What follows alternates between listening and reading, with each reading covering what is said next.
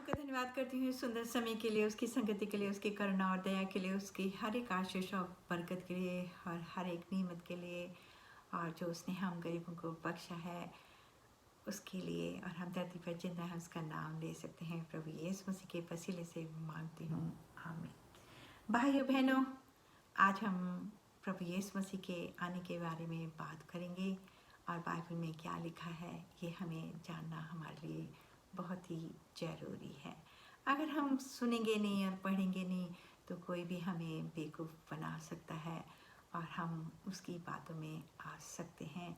तो प्लीज़ आप इन बातों को बड़े ध्यान से सुनिए ताकि आप 4 लोगों में बात कर सकें कि बाइबल हमें क्या बताती है।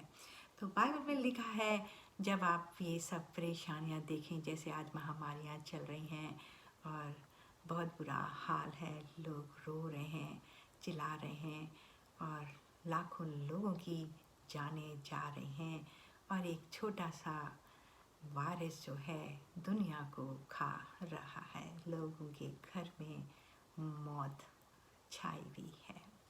तो हमें परमेश्वर के नज़दीक आना चाहिए और अपने जीवन में परमेश्वर को के पास आकर पापों की क्षमा करने के लिए कहना चाहिए, क्योंकि जो भी हम गुनाह करते हैं वो हमारे गुनाह जो हैं फिर स्वर्ग में खुल जाते हैं। और बाइबल हमें बताती है जो भी हम अच्छा काम करते हैं वो भी परमेश्वर को, यहोवा को पता होता है, और जो हम बुरा काम करते हैं वो भी उस परमेश्वर को पता होता है। और हमारे परमेश्वर जो प्रभु यीशु मसीह के पिता हैं उनका नाम यहोवा है, और उनको बहुत अच्छा लगता है जब लोग उनसे अपनी फरियाद लेकर उसके पास आते हैं, और वो क्षमा करने का वाला पिता परमेश्वर है। और जब हम उसके पास आते हैं और वो हम पे दया करता है तो हमें अधिकार देता है, हम उसके बेटे या बेटी बन सकते हैं। हमें बहुत ही सिंपल तरीके में परमेश्वर के आगे बातचीत करनी चाहिए और पापों को क्षमा करने के लिए उनसे विनती करनी चाहिए। और हमें बड़ी बड़ी दुआएं नहीं करनी चाहिए क्योंकि वो सब कुछ जानते हैं। हमें बस कहना चाहिए कि पिता हम पे रहम कर और हमारी सारी परेशानियों को और इस बीमारी को संसार में से मिटा दे और सब पर अपना अनुग्रह कर। और आखिर में हमें बोलना चाहिए कि प्रभु यीशु मसीह के नाम से आमीन। तो भाइयों बहनों, हमारी सारी परेशानियां जो हैं अपने आप ख़त्म हो जाएंगी। और यहाँ पर जो परमेश्वर है वो किसी का रुपया, पैसा या काबिलियत नहीं देखता है, सिर्फ मन को देखता है। तो हम पढ़ते हैं प्रभु यीशु मसीह के आने के बारे में। अगर हम पढ़ते हैं कि मरकुस 13 का 24वां अध्याय और 27 में, तो वहाँ पर लिखा है कि क्लेश का समय होगा। जैसे आज बीमारी फैल रही है, इसको हम क्लेश का समय कह सकते हैं। और सूर्य जो है अपनी रोशनी उसकी जाती रहेगी और चांद का भी प्रकाश हमेशा के लिए ख़त्म हो जाएगा। तारे जो हैं ज़मीन पर गिर जाएंगे और परमेश्वर के पुत्र यानी प्रभु यीशु मसीह को बादलों पर आते हुए हर एक दुनिया का लोग देखेंगे, और वो अपने स्वर्गदूतों को भेजेगा, और जो पवित्र लोग हैं, जो उसके चुने हुए लोग हैं, वो स्वर्गदूतों को उठा लेंगे और एक शरीर हमें दिया जाएगा ताकि हम स्वर्ग में जा सकें। वहाँ पर लहू और मांस का कोई काम नहीं है, और हमें सफ़ेद कपड़े दिए जाएंगे जो पवित्रता को दिखाती है।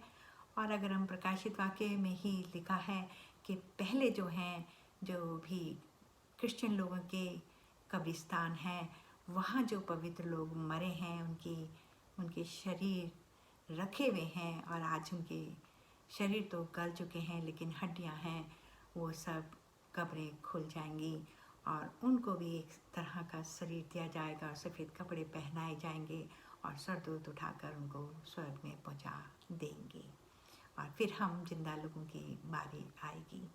तो भाइयों बहनों, और हम अगर पढ़ते हैं मत्ती की 25 का 1 पद से, तो वहाँ भी प्रभु यीशु मसीह ने अपने चेलों को कहा था कि दो स्त्रियाँ काम कर रही होंगी, एक को उठा लिया जाएगा और एक को छोड़ दिया जाएगा, और दो मनुष्य खेत में काम कर रहे होंगे तो एक को उठा लिया जाएगा और दूसरे को छोड़ दिया जाएगा, और घर में भी अगर दो लोग सो रहे होंगे तो एक को उठाया जाएगा और एक को छोड़ दिया जाएगा। और इसी तरह उन्होंने एक और उदाहरण अपने चेलों को बताया था कि स्वर्ग का राज्य 10 कुंवारियों के समान है। यानी कि 10 कुंवारियाँ होती हैं और 5 तो उनमें बड़ी चुस्त होती हैं, जो हमेशा अपनी कुपियों में तेल डालकर तैयार रहती हैं और अपने आप को पवित्र बनाकर तैयार रखती हैं और दूल्हे का इंतज़ार करती हैं। और जो 5 होती हैं वो बहुत ही मूर्ख और सुस्त होती हैं। वो कहती हैं कि पता नहीं दूल्हा कब आएगा, अभी बहुत समय है, हम तो ऐशो आराम से ज़िंदगी को काट लें, और सोने में वक्त गुजार देती हैं।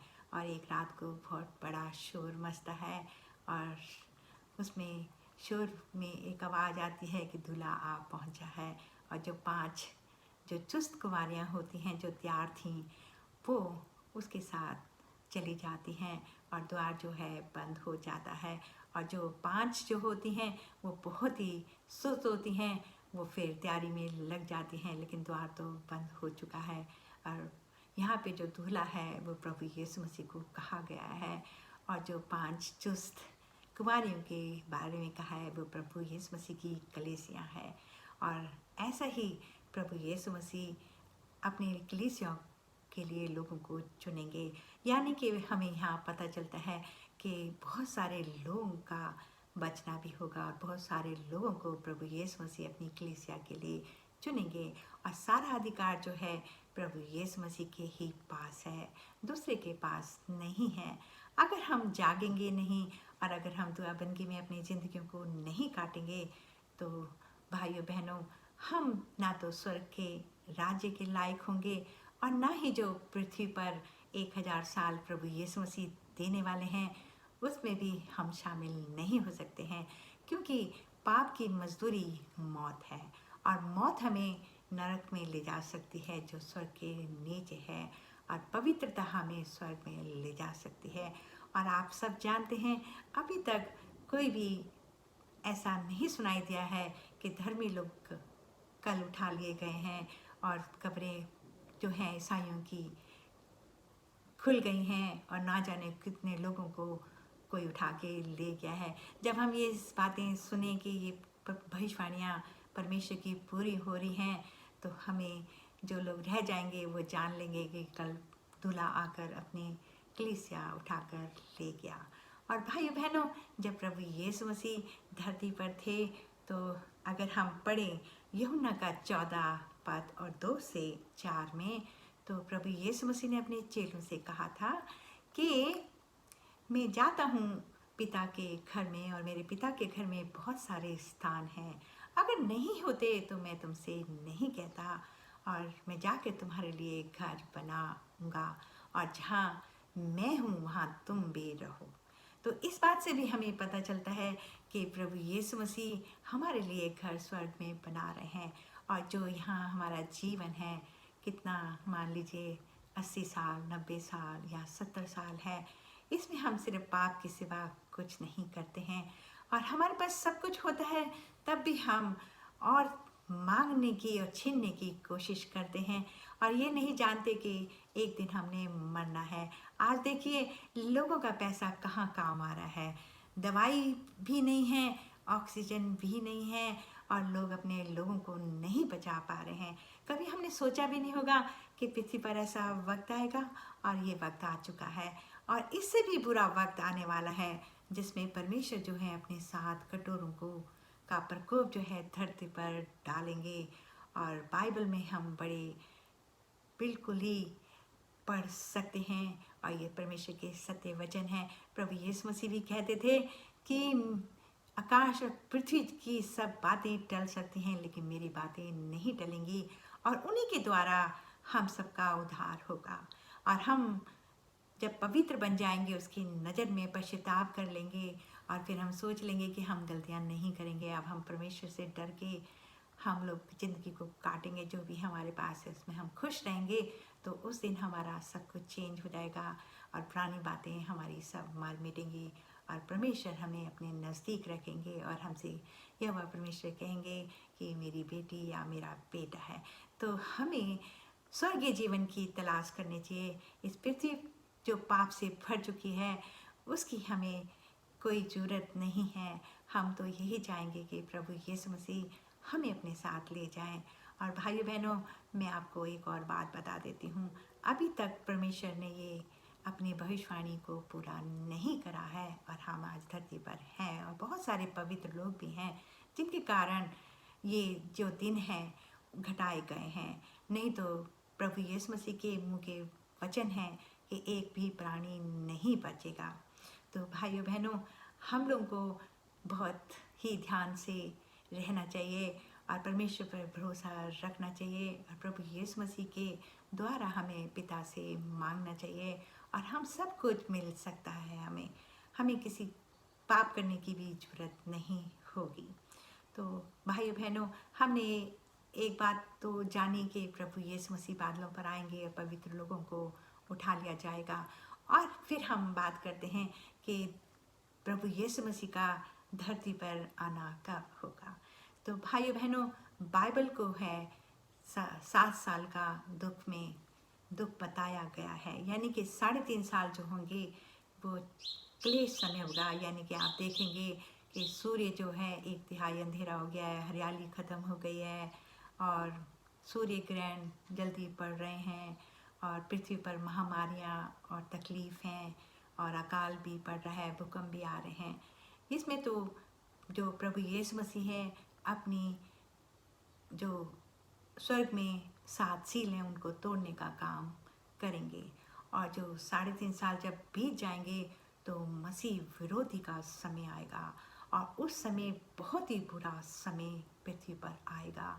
और वो हम कैसे जानेंगे कि हमारे हाथों में एक छाप लगा दी जाएगी, उसी के द्वारा हम लेन देन कर सकते हैं और एक ही सरकार होगी और एक ही सिंहासन होगा और एक ही धर्म होगा और वो मसीह विरोधी के द्वारा होगा।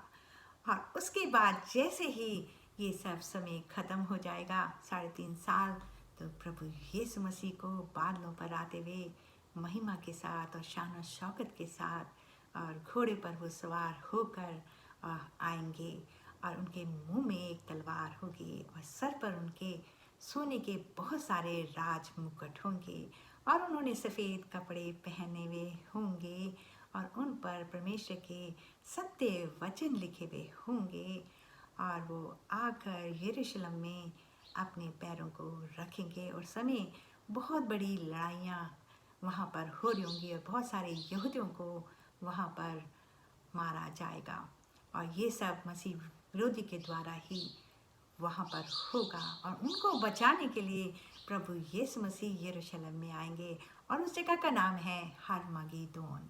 और प्रभु यीशु मसीह के कपड़ों पर उनके टांगों पर लिखा होगा कि राजाओं के राजा और प्रभु के प्रभु और सेना के सेना, यानी कि स्वर्ग भी उसका और पृथ्वी भी उसकी है और सेना भी उसके हाथ में है और परमेश्वर के परमेश्वर वो है। तो भाइयों बहनों, ऐसे यहोवा के पास क्यों नहीं है लोग आना चाहते हैं। आज हम कोविड से मर रहे हैं और रो रहे हैं अपने लोगों के लिए। अगर हम दिन में 1 घंटा लगा कर भी बाइबल को पढ़ लें और परमेश्वर से कहें कि परमेश्वर यहोवा हम सब पे रहम कर, घुटनों पर आ जाएं और एक ही उपाय है इस बीमारी से बचने का। और देखिए, आपके घर के पास भी बीमारी नहीं आएगी, यानी कि आप भी बचेंगे, आपके पड़ोसी भी बचेंगे और आपका परिवार भी बचेगा। और परमेश्वर खुद कहता है, मैं सदैव तुम्हारे साथ हूँ, मुझे आजमा कर देखो तो मैं स्वर्ग के झरोकों को भी खोल दूंगा, यानी कि वो स्वर्ग को खुलने की भी कुदरत रखता है। तो भाई बहनों, हमें इन सब बातों को हल्के में नहीं लेना है, बहुत ही ध्यान से ये जीवन जो हमें परमेश्वर ने दिया है काटना चाहिए। पाप सबसे होता है, ऐसा नहीं है कि मुझसे नहीं होता या उससे नहीं होता, होता है। लेकिन अगर हम पाप करने से पहले परमेश्वर को याद कर लें और कहें कि ये तो परमेश्वर के लिए नज़र में अच्छा नहीं है, तो मैं कहती हूँ आप कभी पाप नहीं करेंगे, आपके मुंह से झूठ भी नहीं निकलेगा। हमें लोगों को खुश नहीं करना है, हमें खुश करना है तो परमेश्वर को खुश करना है। और बाइबल में सारी बातें लिखी हुई हैं, क्या अच्छा और क्या बुरा, ये हमें भेद बाइबल से ही पता चलता है। बाइबल को पढ़िए। अगर आपके पास बाइबल नहीं है तो किसी मसीह के पास भी आप जाकर मांग सकते हैं और वो कभी मना नहीं करेंगे। और मैं विनती करती हूँ आप सबसे कि जितने भी मसीह हैं इस समय उनका फ़र्ज़ है कि वो घुटनों पर आ जाएं और परमेश्वर से उपवास रख के प्रार्थना करें कि परमेश्वर इस संसार को बचा ले, क्योंकि परमेश्वर का वादा है कि धर्मियों के होने के कारण ये दिन कम करे गए हैं, वरना एक भी इंसान इसके काबिल नहीं है। तो भाई और बहनों समझ जाइए, अगर परमेश्वर अपने लोगों को उठा गया तो अनुग्रह खत्म, हम मसीह विरोधी का शासन आ जाएगा। और मसीह विरोधी जो है एक बहुत ही विनाश का पुत्र बाइबल में लिखा है। और जैसे जैसे ये बीमारियां बढ़ती जाएंगी वैसे वैसे ही सारी सरकारें जो हैं ये सारी देश की करेंसियाँ ख़त्म कर देंगी और लेन देन सिर्फ चिप के द्वारा ही होगा। ये 2000 साल पहले लिखी गई थी और आज भविष्यवाणी जो है पूरी होने का वक्त आ चुका है। दुआ में अपने जीवन को गुजारिए, अपने बच्चों को समझाइए, इस वीडियो को भी सारे लोगों को बताइए। और ये आपका फ़र्ज है, क्योंकि बाइबल में लिखा है प्रकाशित वाक्य की 1 से 2 में कि पढ़ने वाला भी धन्य है, सुनने वाला भी धन्य है और विश्वास करने वाला भी धन्य है। और जब हम पवित्र कलाम को पढ़ते हैं जो परमेश्वर का सच्चा वचन है, उसकी मुँह की बातें हैं, तो वो हम पर दया करता है और अपने भेदों को हम पर खोलता है। और जब हम प्रार्थना करते हैं तो वो बड़े ध्यान से सुनता है कि मेरी बेटी और बेटे को क्या ज़रूरत है और क्या उसके लिए अच्छा है, वो ज़रूर देता है। ये सब वो लोग जानते हैं जो परमेश्वर पर विश्वास करते हैं, क्योंकि धर्मियों के बच्चे कभी भीख मांगते हुए नहीं देखते हैं। और अगर बाइबल में लिखा है कि धर्मी अगर भागे भी तो गिर भी जाए तो परमेश्वर उसको 7 बार उसके सरदूत उठा लेंगे। लेकिन जो लोग बुरे होते हैं वो भागते हैं, तब भी डरते हैं कि कोई उनको पकड़ तो नहीं लेगा, और वो डरते हुए ज़िंदगी काटते हैं। ये जो जो जीवन परमेश्वर ने हमें इस धरती पर दिया है। मैं एक और एग्जाम्पल आपको देना चाहूँगी बाइबल में से ही। जब प्रभु यीशु मसीह को क्रूस पे चढ़ाया गया था और वो तो बिल्कुल निर्दोष थे और उनको लोगों ने कीलों से उनके हाथ और पैरों को ठोक दिया था, सर पे कांटों का ताज लगा दिया था और लोग उनको बहुत सता रहे थे।